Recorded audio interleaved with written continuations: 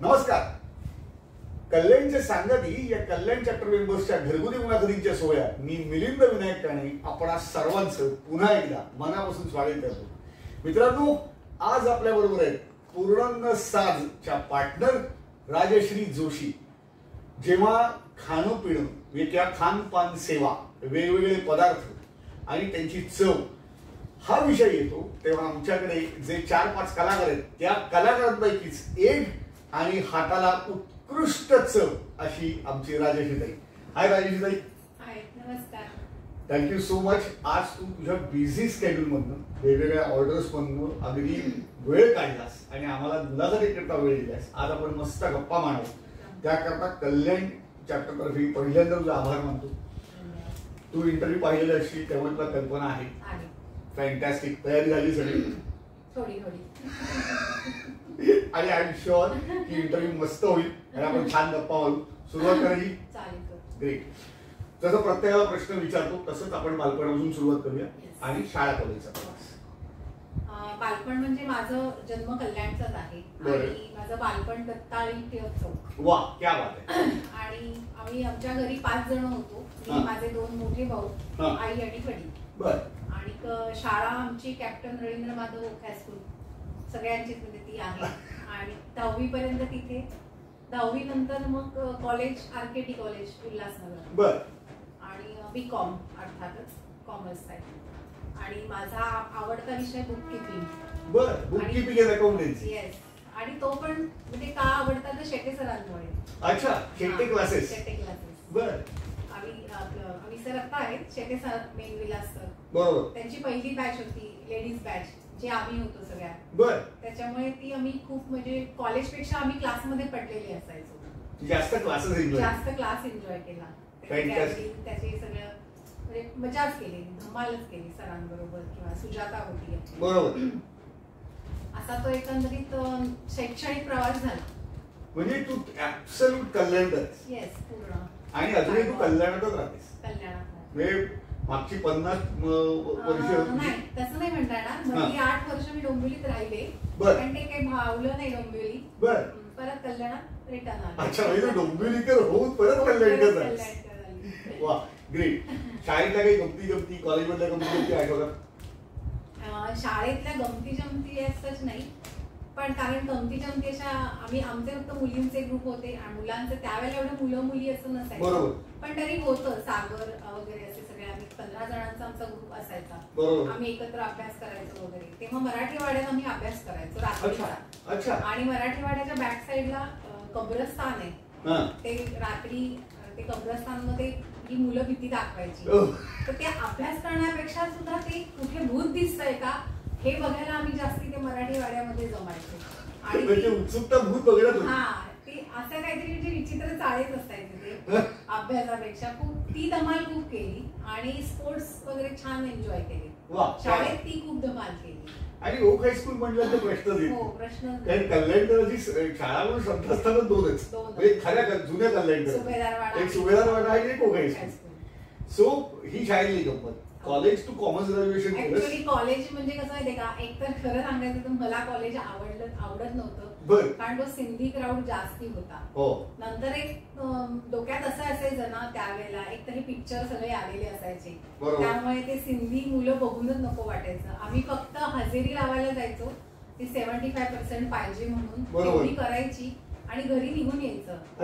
म्हणजे शाळा कॉलेज असं अटेंड करायचं, अभ्यास करायचा हा कॉलेजमध्ये केलाच नाही प्रकार. म्हणजे अटेंडन्स पुरतच कॉलेज. ग्रेट. कारण तू थोडासा माझ्या मते ना इथं मला तू छेद दिलास परंपरेला. कारण ओक हायस्कूल नंतर बिर्ला कॉलेज असं जनरल ट्रेडिशन आहे. पण तू बिर्ला कॉलेजच्या ऐवजी आरकेटीला होतीस. बर. पण तिकडनं ऍक्च्युअली आरकेटीला जाण्याच्या मागचं कारण म्हणजे माझा मोठा भाऊ आरकेटीलाच होता. अच्छा. सो दॅट त्यांनी आम्हाला दोघांनाही, माझ्या मधल्या भावाला आणि मला दोघांनाही तिकडेच जॉईन कर म्हणून सांगितलं. म्हणजे चांगलं आहे बिर्ला कॉलेज पेक्षा. प्रत्येकाचे माइंडसेट बदलतात. सो त्याला आम्हाला काय मोठा भाऊ सांगतोय म्हटलं आपण त्यालाच फॉलो करतो. बरोबर. ऍब्सोल्युटली. असं ते झालं. ग्रेट. आता थोडंसं तुझ्या परिवाराबद्दल ऐकायला आवडेल. घरी कोण कोण असतं? आता माझ्या घरी मी, मुलगा आणि माझी सून असते. बर. आणि माझा मुलगा वेडिंग फोटोग्राफर आहे. वा वा वा. आणि 2016 पासून त्याचा हा व्यवसाय आहे. सुरेख. आणि त्यामुळे तो इतका सेट आहे की मागे वळून बघायची त्याला गरज नाही किंवा मलाही नाही त्याची काळजी करायची. बरोबर. तो सेटल झालाय म्हणजे करिअर मध्ये सेट झाला. फॅन्टॅस्टिक. आणि सून आहे ती जॉब करत होती, पण आमच्या दोघांचं असं बघितल्यानंतर तिला पण ते जॉब म्हणजे तिला असं बेड्या वाटायला लागल्या की अरे बापरे तुम्ही दोघं छान मस्त धंदा करता, आम्हाला पण आता आम्ही पण असंच करेन असं करून तिने पण मेकअप आर्टिस्ट म्हणजे कोर्स केला, इंटरनॅशनल मेकअप करणं वगैरे. माझा ती ब्रायडल मेकअप करते, तर तिलाही छान ऑफर्स येत आहेत आणि ह्याचाही तोच व्यवसाय फोटोग्राफीचा. मग त्याचे क्लायंट्स तिचे क्लायंट्स इथे मर्ज कॉम्प्लिमेंटरी होऊ शकतात. कॉमन पण काही काही होतात, प्रश्नच नाही. आणि छान कॉम्प्लिमेंट होते एकमेकांना. आणि रेफरन्सेस शेअर पटकन होतात. आणि मेन म्हणजे मेकअप आर्टिस्ट जे म्हणजे जे ब्रायडलला मेकअप करतात त्याचे फोटो काढायला परत फोटोग्राफरच असतो. त्या दोघांना एकदम त्यांचं टायमिंग पण मॅच करता येतं. आणि नवरा जातात गोळा आहे ते फिरायला म्हणजे एकाच लग्नाला दोघे जण, वधूचा मेकअपही होतोय आणि नवरा फोटोही काढतोय. फॅन्टॅस्टिक. तू आत्ताच नवीन घर घेतलं आणि तिथे शिफ्ट झालीस. दुर्दैवाने मी नव्हतो मुंबईत, म्हणजे इथे नव्हतं म्हणून मला येता नाही आलं. अर्थात ते पेंडिंग आहे त्यामुळे मी येऊन जाईनच. पण अतिशय सुरेख घर केलंयस आणि आता व्यवसाय मस्त चाललेला आहे. पूर्णान्न साज हे कल्याणकरांना माहीत झालेलं आहे. सो आता आम्हाला या व्यवसायाबद्दल ऐकायला आवडेल की केटरिंग मध्ये यायचं, खानपान सेवा सुरू करायची आणि पूर्णान्न साज हे नाव, या सगळ्याचा प्रवास ऐकायला आवडेल. ऍक्च्युली मी 2000 साली माझे मिस्टर गेले आणि मग माझं आयुष्याचं वळण बदललं. बरोबर. म्हणजे तोपर्यंत आयडियाही नव्हती की आपल्याला आयुष्यात कधी नोकरी करावी लागेल किंवा पैसा कमवण्यासाठी काहीतरी करावं लागेल, हे डोक्यातच नव्हतं. कारण आपण सुखी कुटुंबातून वाढलेल्या मुली होता, आम्हाला कधी गरज नाही पडली वडील असल्यामुळे. आणि मग माझा जॉबला सुरुवात झाली 2001 पासून जॉबला सुरुवात झाली. माझं शिक्षण राहिलं तेही मी 2001 साली पूर्ण केलं. हा, फक्त लास्ट इयरच राहिलं. मग पुणे युनिव्हर्सिटीतून 8 वर्षांनी कम्प्लीट केलं. आणि मग पहिला मी युनायटेड वेस्टर्न बँक होती जी आताची आयडीबीआय आहे, तिथे मी 1-1.5 वर्ष काउंटरवर काम केलं. कारण मला ना माणसांची सवय नव्हती किंवा आपण जॉब करायचा म्हणजे काय करायचा हेही बेसिक काहीच माहित नव्हतं. अनुभव शून्य होता. आणि अनुभव असल्याशिवाय कोणी जॉब देत नाही हे बघितलं. मग ते ओळखीने तिथे बाबा वर्षभर तरी म्हणजे आपल्याच माणसांमध्ये आहोत आपण, आणि मुलगाही लहान होता, त्याची शाळा आहे त्याला सवय होईपर्यंत, म्हणून वर्षभर मी तिथे केला. काउंटरवर असतो ना पासबुक प्रिंटिंग वगैरे असं.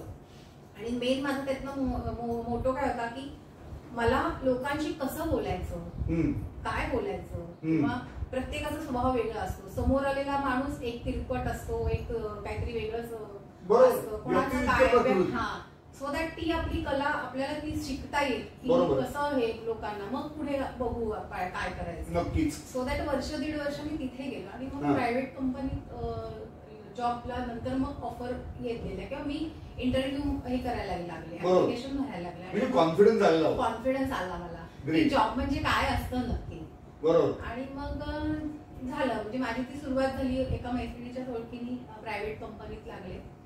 तिथे आधी लागले म्हणून ऍज अ रिसेप्शनिस्ट लागले, पण मग ते नंतर हळूहळू त्यांची कंपनी सगळी मेस होती, ऍक्च्युअली मेस होती. म्हणजे काही सिस्टीम नाही, काही नाही. काय आलं तर हा इकडे धावतोय, तो तिकडे धावतोय, प्रोडक्शन वाला येऊन उठून स्टॉक मधनं काही पण काढून घेतोय, किंवा पेटी कॅश मधनं कोणी येतं द्या 100 रुपये, कोणी येतं, मी काही असं हे मिसमॅनेज होतं. ते मला काही हे म्हणजे भावलं नाही. आणि शेटे सरांचे आपण म्हणजे मी जास्ती करून शेटे सरांना खूप गुरुस्थानी मानलेले, त्यामुळे त्यांनी जी हे केली आहे ना आमच्या सगळ्यांवर की प्रॉपर अकाउंटिंग, प्रॉपर स्टॉक, किंवा जे विषय होते त्यावेळेला नायर सर, इकॉनॉमिक्स वगैरे सगळे ते इतके त्यांनी आमच्या अशा उजवलेत. हा, सो दॅट मी त्यांची परमिशन, बॉसची परमिशन घेऊन एक मध्ये माझा स्वतःचा हे त्याच्यात आयडियाज घालून स्टॉक रजिस्टर अमुक तमुक कसं पूर्ण सेट केलं. मग हळूहळू मीच एक पायऱ्या पुढे चढले, न कळत पुढे चढले. मग ते रिसेप्शनिस्टची मी स्टॉक कीपर किंवा स्टॉक कसा हे करायचा त्याला शिकवायचं, परचेस कसा करायचा, त्याचा स्टॉक कसा ठेवायचा, म्हणजे इनवर्ड आउटवर्ड, नंतर प्रोडक्शनला कसं सामान जाईल, मग त्याच्या SOPs किंवा BOM म्हणतात, बिल ऑफ मटेरियल, असे काही सगळं हे करून पूर्ण हे सेट केलं. बरोबर. मग अकाउंट मध्ये वळले. मग सीए बरोबर मी त्यांना सीए ना असिस्ट करत होते, कारण मला अकाउंट्स मध्ये भयानक प्रचंड आवड, इंटरेस्ट होता. त्यामुळे मी असं की एकदा कधीतरी आपल्याला सीए चे फायनल जे करतात ते कसं करतात, डेप्रिसिएशन कॅल्क्युलेट करणं किंवा ऑडिट करणं आणि फायनल ऍडजस्टमेंट कशा करतात हे सगळं शिकायचं. Accounts finalisation, accounts balance sheet तयार कशी होते, करेक्ट, हे सगळं मला शिकायचं होतं. ते प्रॅक्टिकल नॉलेज कधी केल्याशिवाय येतच नाही. नक्कीच. सो दॅट मी डोक्यात ठेवलं होतं की आता राहिलं आपलं अकाउंट, बाकी झालं आता अकाउंट्स मध्ये घुसायचं. मग अकाउंट्स मध्ये घुसले आणि आधी त्यांचा डेटा पहिला प्रायमरी बेसिसवर टॅलीमध्ये फीड करणं असं सुरुवात केली. आणि मग त्या सीएना पण माझं काम आवडलं. सो दॅट त्यांनी मला त्यांचं असिस्टंट म्हणून मला सुरुवात केली. असं करत करत मी पूर्ण HODs म्हणजे हेड ऑफ द डिपार्टमेंट मध्ये पोहोचले. म्हणजे सगळेच डिपार्टमेंट्सची मी हेड झाली. ऑल डिपार्टमेंट माझ्या अंडर. बरोबर. रोज सकाळी आलं की सगळ्यांच्या डिपार्टमेंट्सला आज काय काय कामं आहेत ह्याचा नियोजन करणं. बरोबर. संध्याकाळी जाताना त्यांच्याकडून त्यांनी रिपोर्ट्स ते प्रॉपर. मग तोपर्यंत मग ISO पण आलं. मग ते ISOची सगळी रिक्वायरमेंट्स असतात, ते फॉर्म फिलअप करणं सगळं बरोबर. त्यामुळे होता ऍज अ मी फॅक्टरी इन्चार्ज पर्यंत पोहोचले. वाह, क्या बात. पण हे सगळं करताना माझं पर्सनल आयुष्य मागे राहिलं. नक्कीच. मुलाला जो वेळ द्यायचा हवा होता तो मी काही देऊ शकले नाही. सो दॅट त्याला मला असं पूर्ण दिवसाची जी शाळा असते तिथे टाकावं लागलं. ऑल सेंट्स म्हणून शाळा आहे आपल्याकडे घ्यायला, तिथे त्याला हे केलं मी. तो डे केअर मध्ये राहील तर मला टेन्शन. बरोबर. आणि मग असं झालं. मग 2014 पर्यंत मी केलं. पण मग 2014 साली खूप असं स्ट्रेस आणि ह्याच्यानी मला थोडंसं थायरॉइड किंवा असं अजून काही व्याधी जरा लागायला सुरुवात झाली. बरोबर. प्रोफेशनल स्ट्रेस खूप जास्त वाढला, कारण 10-12 तास कामच करायला लागायची आणि स्वतःलाही वेळ देणं शक्य नाही. म्हणजे कोणाची लग्न नाही, अगदीच कोणी जवळचं वारलं परत जायचं, अशी माझी लाईफस्टाईल होती. म्हणजे पर्सनल स्पेस शून्य. काहीच नाही. बरोबर. मुलगा आजारी पडला तर रजा, आपण आजारी पडलो तर रजा. त्यामुळे स्ट्रेस येऊन किंवा काही 2014 साली मी ते रिझाईन केलं. बरोबर. आणि तोपर्यंत हा पण माझ्या हाताशी थोडाफार आला होता, FY झालेलं होतं. करेक्ट. त्यामुळे चिंता अशी वाटली नाही. आणि दुसरी गोष्ट मला एक होता कॉन्फिडन्स माझ्यावर की मी रिकामी तरी बसणार नाही, काहीतरी धडपड करेल. नक्कीच. असं म्हणून मी 2014 सोडलं. आणि 15 मी फक्त माझ्यासाठी ब्रेक घेतला की शांत राहून ठरवायचंय आपल्याला काय करायचं. करेक्ट. मग त्याच्यात शेअर मार्केट शिकले, ट्रेडिंग शिकले, ऑनलाईन कोर्स केला, ऑफलाईन केला. 6-8 महिने शेअर मार्केट केलं. पण ते बसून सारखं कॉम्प्युटरवर आता वर जाईल मग खाली ते कुठेतरी नाही पचनी पडत नव्हतं किंवा असं शांत बसणं हे होत नव्हतं मला. मग म्हटलं आपला इंटरेस्ट हा नाहीये, केवळ पैसे कमवायचं साधन आहे, पिंड नाहीये तो. आणि मग मी ते पतंजली स्टोअर सुरू करायचं. मग पतंजलीचं फ्रँचायझी घेतली. 3 वर्ष ते चालवलं. पण 2018 साली नोटाबंदी आली. 16ला ना. 16-17 छान चाललं. पण 17 नंतर त्याला थोडंसं डाऊनफॉल यायला लागला. कारण काय त्या पतंजलीचे सगळे प्रोडक्ट्स कुठेतरी प्रॉब्लेम यायचे, कुठेतरी काहीतरी त्याची ऍडव्हर्टाईज रॉंग व्हायची. मग म्हटले क्वालिटी कंट्रोल इश्यू झाले होते. तर मग डिस्ट्रीब्युटर चेंज व्हायचे किंवा डिस्ट्रीब्युटर बंद करायचे, मग माल मिळायचं नाही. मग इकडे आपलं भाडं थकून जायचं किंवा आपल्या भाड्याला आपल्या खिशातनं घालायला लागायचं. त्यापेक्षा म्हटलं वेळी स्टॉप करू आणि शेवटी आपल्याला जी आवड आहे तीच आपण करू असं म्हणून ते स्टॉप केलं. आणि मग परत तिथून मी मग शेवटी टिफिनकडे वळले. आणि योगायोगाने तिथलेच एक कस्टमर होते जे बँकेत कॅशियर होते. त्यांनी मला सजेशन दिलं की मॅडम तुम्ही आता घरीच आहात तर मला तुम्ही टिफिन द्या. मग ती मी एक संधी, म्हणजे तू जे आपल्या ह्याच्यामध्ये शिकवलंस ट्रेनिंग मध्ये की आलेली संधी ही तुम्हाला त्याला कॅच करता आलं पाहिजे. ते मी मला त्या दिवशी शिकताना हाच मला अनुभव आठवला माझा. आणि मग मी म्हटलं की अरे चाही आपल्याला डबा विचारतायत. तर माझा मुलगा म्हणाला की आई तू डबा काय देणार, तू मी खातोय, लोकांना तुझं आवडेल ह्याच्यावर कशा. म्हटलं हीच तर माझी परीक्षा आहे, युनिट टेस्ट आहे म्हटलं ही माझी. माझा जर डबा त्यांना आवडला तर मी समजू शकेन की काहीतरी आवडते आपलं. ते सांगतील असं नको, तसं हवं, तसं नको. लोकांच्या मला आयडियाज कळतील, लोकांची आवड कळेल आणि फीडबॅक महत्वाचा आहे. फीडबॅक महत्वाचा आणि मी खूप ओपन ठेवले. अजूनही मी माझ्या कस्टमरला ओपन ठेवते. बरोबर. की काही तुम्हाला वाटलं तरी मला सांगा. बरोबर. की ह्यात हे असं हवंय, त्यात ते असं हवंय, हा मऊ पदार्थ झाला, हा कडक झालाय, बिनधास्त सांगा. मला त्याच्यातनं सुधारायला मिळतं. 100%. असं करून तो डबा सुरू झाला. त्या एका डब्याचे अनेक डबे झाले आणि मग लॉकडाऊन मध्ये काय आमची सेवाच सुरू झाली, क्वारंटाईन लोकांसाठी डबे देण्याची.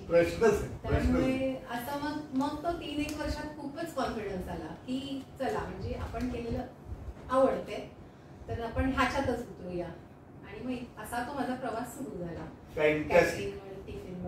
फॅन्टॅस्टिक. म्हणजे 2001 किंवा 2002 पासून ते 2015 साधारण नोकरी, सगळ्या प्रकारचं एक्सपोजर घेऊन स्वतः त्यातलं शिकून HOD पर्यंत पोहोचलो.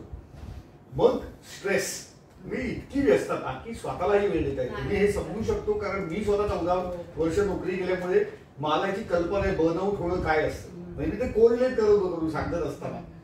आणि शेवटी स्वतः निर्णय की बास आता स्वतःला वेळ देणं गरजेचं आहे. ही वेळ आहे योग्य थांबण्याची.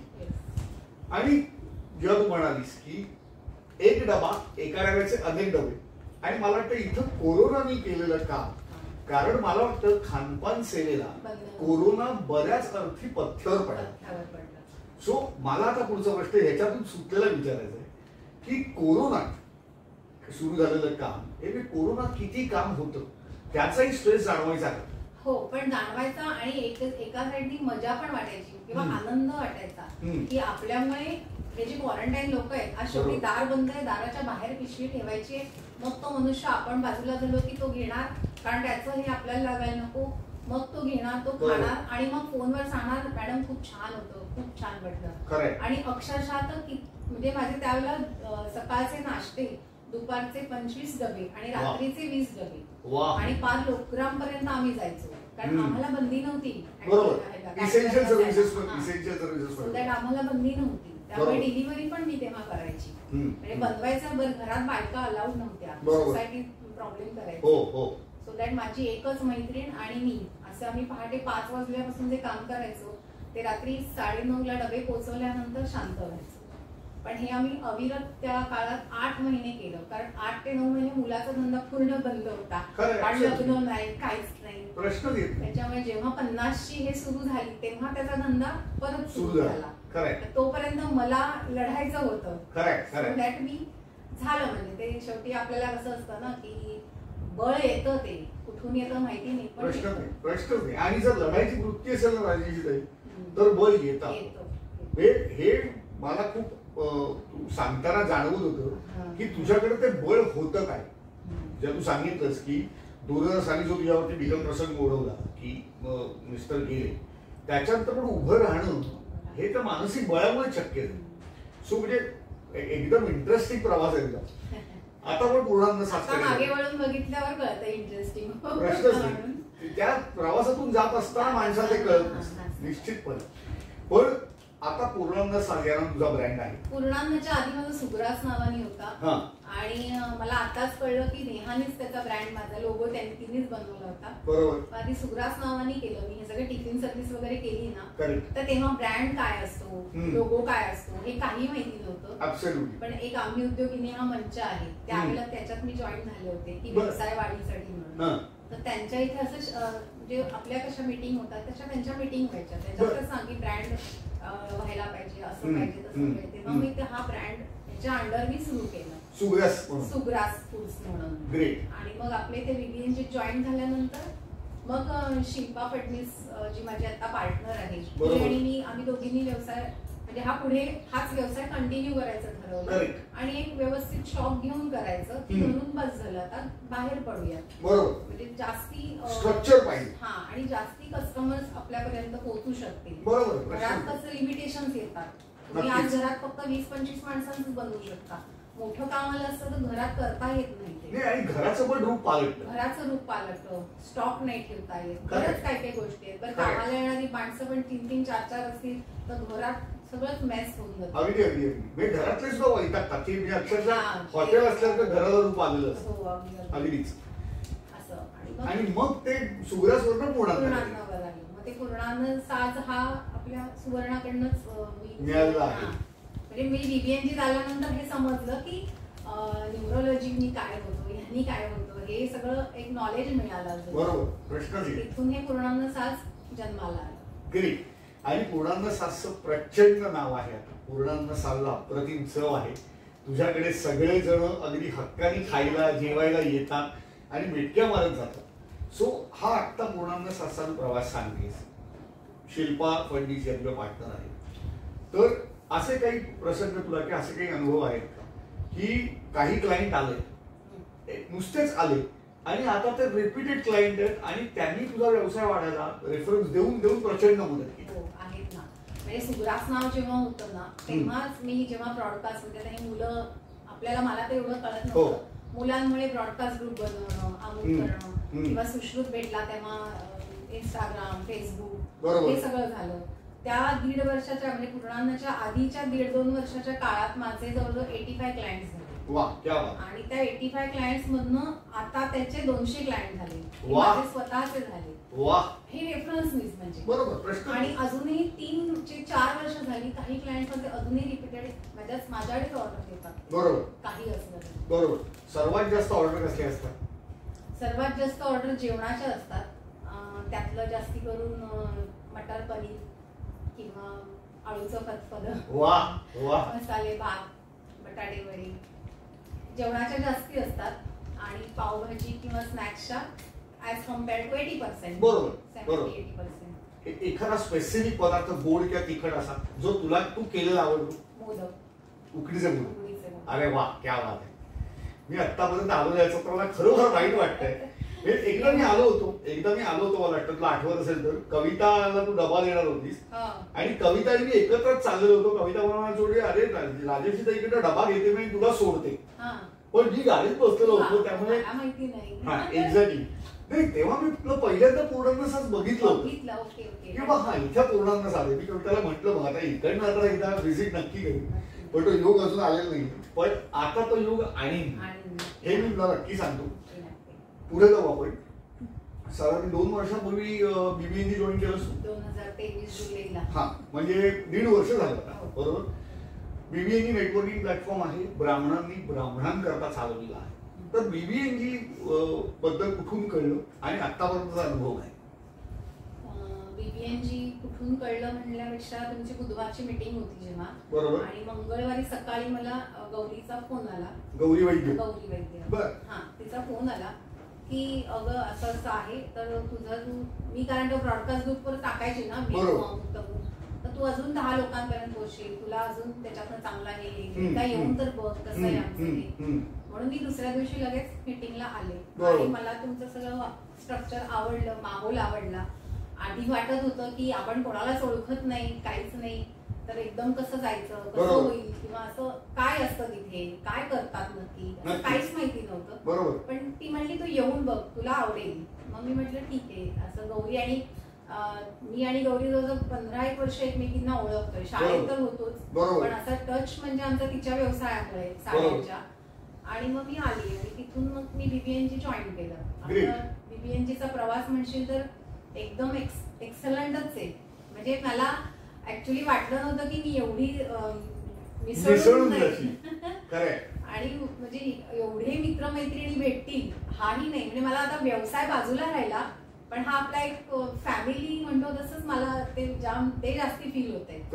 व्यवसायापेक्षा फॅमिली आणि बॉन्डिंग जास्ती मला भावतंय आपल्या. नक्कीच. आणि मेन म्हणजे हक्काचे मित्रमैत्रिणी आहेत ज्यांना कोणत्याही कारणाने तू कधीही फोन करू शकतेस आणि ते उपलब्ध असतात. आणि चांगले आणि वाईट दोन्ही सल्ले देऊ शकतात. अगदी म्हणजे बिनधास्त चांगलंही म्हणजे वाईटही काही असेल तर त्याच्यावरही ते आपल्याला गाईड करू शकतात. बरोबर. सडेतोडपणे की हे बरोबर नाही.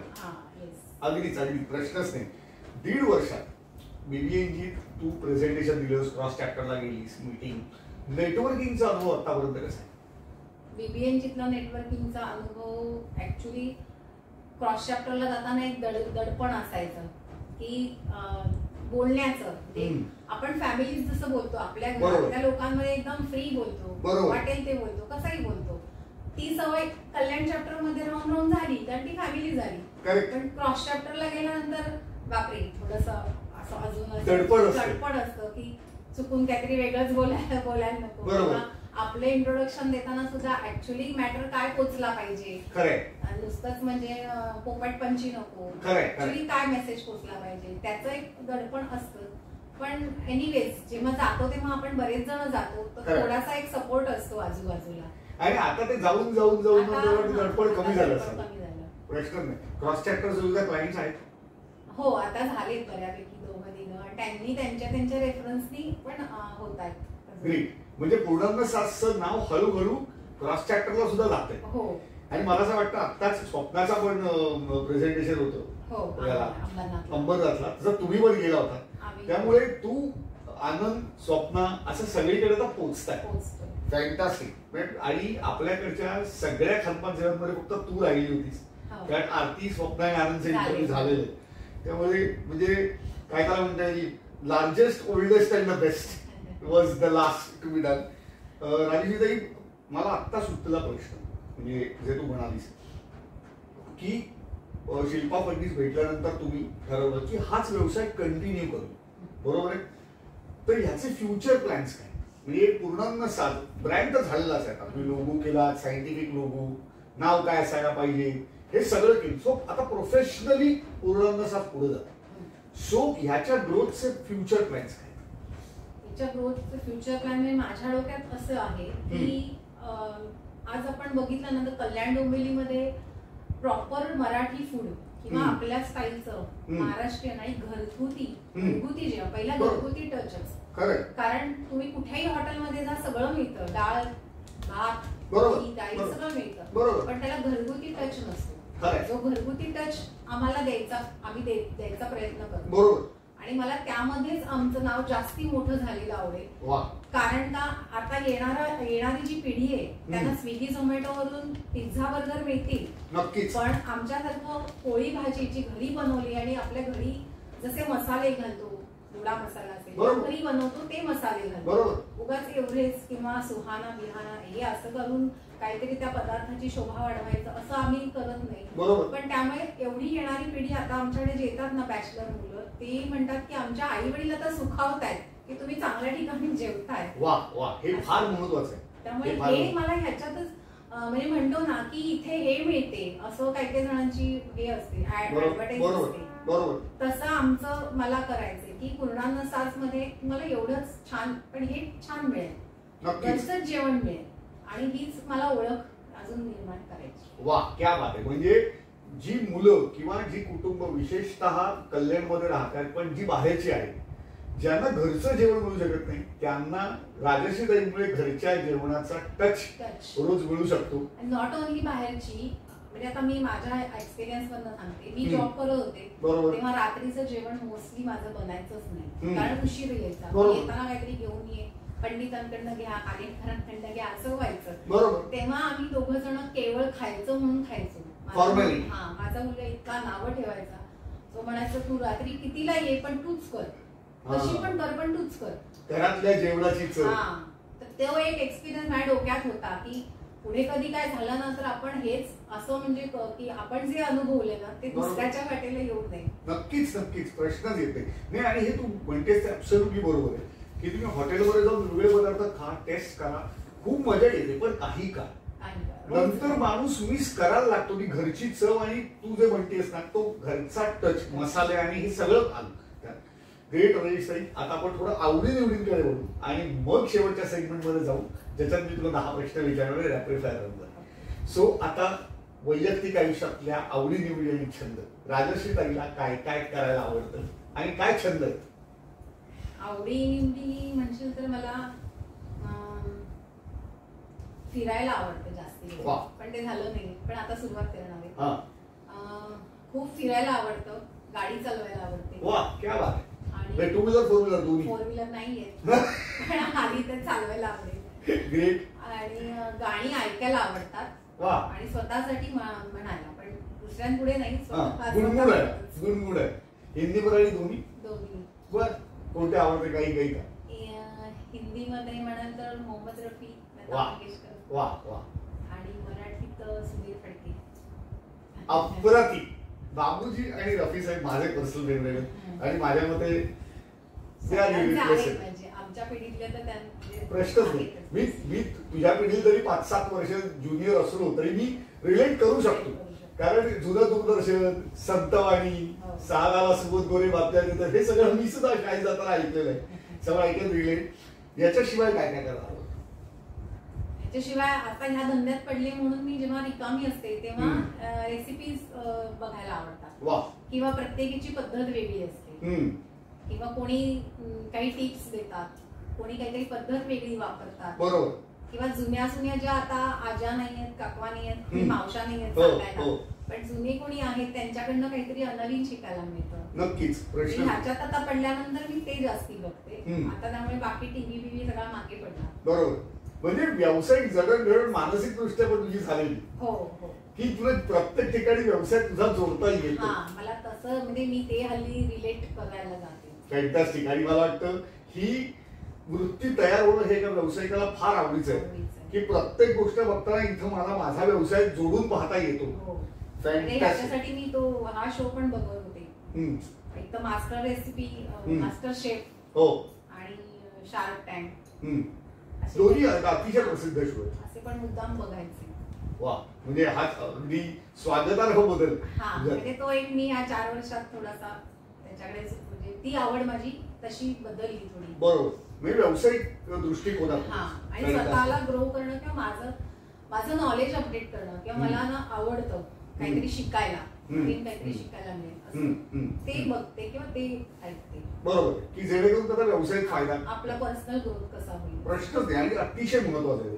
आणि सर्वात महत्वाचं म्हणजे तो तुझा दृष्टिकोन, की मला हे करायचंय. तो दृष्टिकोन असला की अर्धी लढाई जिंकल्यावर करत असतो, की मग नंतर आज नाही उद्या माणूस करतोच. फॅन्टॅस्टिक. मित्रांनो, खूप मजा येते, मैफल रंगलेली आहे. आणि आता आपण शेवटच्या सेगमेंट मध्ये आलेलो आहे, जिथे आपण विचारणार आहोत रॅपिड फायर राऊंडच्या माध्यमातून राजश्री ताईला शेवटचे 10 प्रश्न ऐकणार आहोत, त्यांचे खुमासदार उत्तर. राजश्री तयार? रॅपिड फायर राऊंड तू बघितलेली आहेस इंटरव्ह्यू, हे काय वेगळं नाहीच आहे. आणि मला असं वाटतं तुझ्या इंटरव्ह्यूच्या सुरुवातीला बोलली होतीस ऑफ द लाईन, मला वाटतं आता तुझं दडपण खूप कमी झालेलं असावं, त्यामुळे उत्तर देणं जास्त सोपं. नाही नाही, माझं काम आहे इंटरव्ह्यू घेणारा म्हणून. सुरुवात करायची आपण. Rapid fire round. मित्रांनो, सुरू करूया राजश्री जोशी यांच्याबरोबर rapid fire round. So Rajshree, पहिला प्रश्न, नेटवर्किंग फोरमवर एका व्यावसायिकाने कोणता एक दृष्टिकोन ठेवून जॉईन व्हावे असं आपल्याला वाटतं? असं म्हणलं कोणता एक असं नाही म्हणता येणार ऍक्च्युअली. तसं फोरमला जॉईन होण्यासाठी बरेच डोक्यामध्ये आपले विचार असतात, बरोबर. पण माझ्या हिशोबाने आपण नेटवर्किंगला येतो कारण का आपला व्यवसाय वाढीसाठी येतो, बरोबर. त्यामुळे व्यवसाय वाढ हा जसा हे आहे तसं सोशल लाईफ पण महत्वाची आहे. प्रश्न सोशली आणि सगळ्यांशी आपण आणि बाकीच्या सगळ्या आपल्या मेंबर्स बरोबर त्यांचे पण बिझनेसेस जाणून घेणं आणि त्यांच्या बिझनेस मध्ये सुद्धा आपण काय कॉन्ट्रीब्युट करू शकतो, नक्कीच हे मला वाटतं. नक्कीच 100% प्रश्न येत नाही, कारण शेवटी तिकड देवाणघेवाण सुरू होते. ग्रेट. दुसरा प्रश्न, कोणती एक व्यावसायिक चूक एका व्यावसायिकाने अजिबात करू नये असं तुला वाटतं? आता कोणती एक व्यवसाय म्हणजे आमच्या बिझनेसच्या हिशोबाने जर म्हटलं तर क्वालिटी कॉम्प्रोमाइज न करणे. प्रश्न क्वालिटी कॉम्प्रोमाइज नाही होता कामा.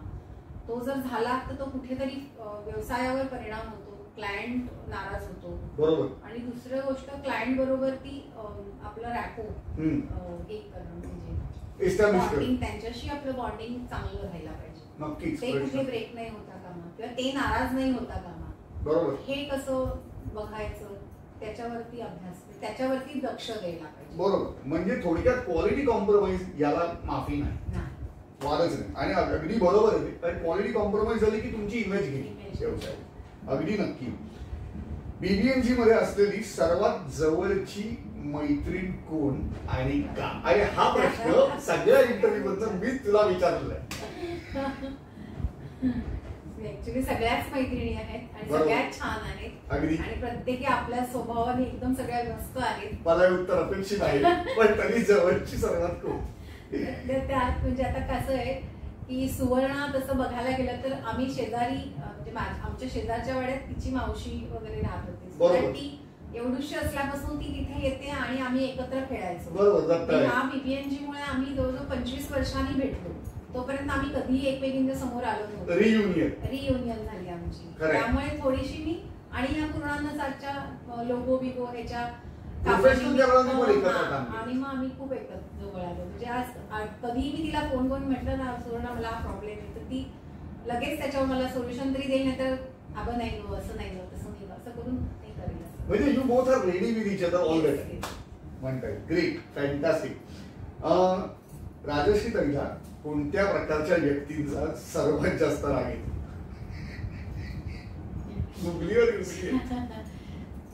असं म्हणजे म्हटलं ना तर खोटं बोलणारी माणसं. जी खोटं बोलून समोरच्यावर इम्प्रेस करायला बघतात ते मला राग येतो. बरोबर. उगाच इम्प्रेस करण्याकरता खोटारडेपणा. आणि बाकी मग तर कसं शेवटी प्रत्येक जण असतातच पण मला जास्ती करून खोटारडेपणाचा मला जास्त राग येतो. आणि प्रामाणिकपणा असावा किंवा सत्य परिस्थितीला सामोरं जायचं मग तुमचं हे पाहिजे सामर्थ्य पाहिजे. नक्कीच प्रश्न येते आणि खोटारडेपणा लॉंग रन मध्ये कधीच नाही. शेवटी यू हॅव टू. म्हणजे मी अशा लोकांपासून लांब राहते आणि त्यांच्यावर माझी मैत्री कायमस्वरूपी नाही बनत. बरोबर. हायला हाय बायला खरंय अगदी खरं. ओके. मोकळ्या वेळेत राजश्री ताईला काय करायला आवडतं? मोकळ्या वेळेत मला शांत बसायला आवडतं. कारण व्यवसायात इतक्या लोकांना घेऊन जातो की स्वतःची वेळच उरत नाही. शांत बसते मी आणि जे आमचं म्हणजे नामस्मरण किंवा आध्यात्मिक मला खूप आवड आहे. अच्छा. सो दॅट मी त्याच्यात मला म्हणजे थोडं शांत माझं स्वतःसाठी ती वेळ द्यायला मला आवडतं. अप्रतिम आणि फार गरजेचं आहे. पर्सनल स्पेस आहे. ग्रेट. आपल्या व्यवसायातील सर्वात मोठं आव्हान कोणतं असं राजश्री ताईला वाटतं? आमच्या व्यवसायात आव्हान म्हणजे लेबर टिकवणे. तुझ्या आधीचा इंटरव्ह्यू झाला श्रीराम बर्वेचा त्यांनी पण तेच सांगितलं की scarcity of labour is the genuine problem. आणि मला वाटतं सगळ्या व्यवसायांना आहे काही ना काही लेबर प्रॉब्लेम. आणि लेबर प्रॉब्लेम असा आहे की काही लेबर्स मिळतात काही लेबर्स मिळून परत निघून जातात आणि त्यांच्यामध्ये काही गुण पण असतात पण त्यांच्या स्वभावामुळे किंवा त्यांच्या वागण्यामुळे ती गुण कुठेतरी दडले जातात. बरोबर. ते प्रकर्षाने जे चांगले गुण वरती यायला पाहिजे ते येत नाही. बरोबर. पुढचा प्रश्न, जर आताचा व्यवसाय करत नसती राजश्री ताई तर राजश्री ताई काय करत? आता जर हा व्यवसाय मी करत नसते तर असा विचार नाही केला.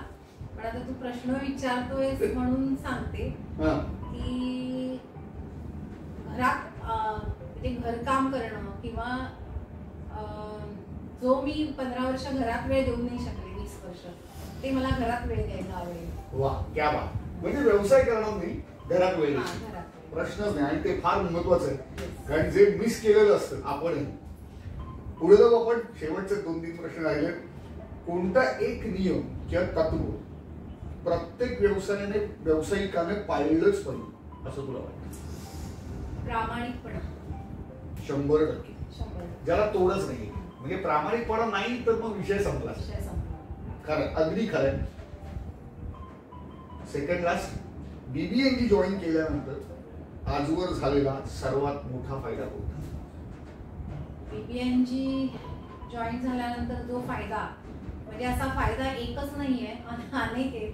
कारण का खूप कस्टमर्स मिळाले आणि खूप रेफरन्स पण जनरेट झाले. बरोबर.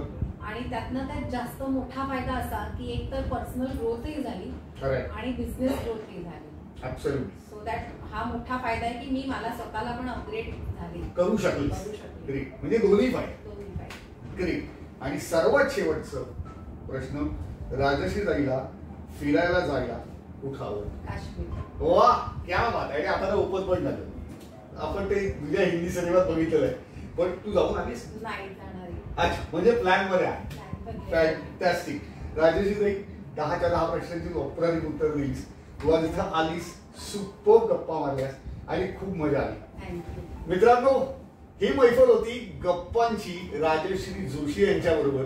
पूर्णांग साज या त्यांच्या व्यवसायाच्या पार्टनर, कारण त्यांच्या दुसऱ्या पार्टनर आहेत शिल्पा फडणीस, दोघे मिळून अप्रतिम व्यवसाय करतायत. आज आपण गप्पांची मैफल रंगवलेली राजश्री जोशींबरोबर, कल्याण चॅप्टर मेंबर त्या आज आल्या आणि आपण त्यांच्यावर गप्पा मारल्या. हा भाग आपण इथंच थांबवतोय. पुढल्या भागात एका नवीन मेंबरला घेऊन भेटू. तोपर्यंत काळजी घ्या. धन्यवाद.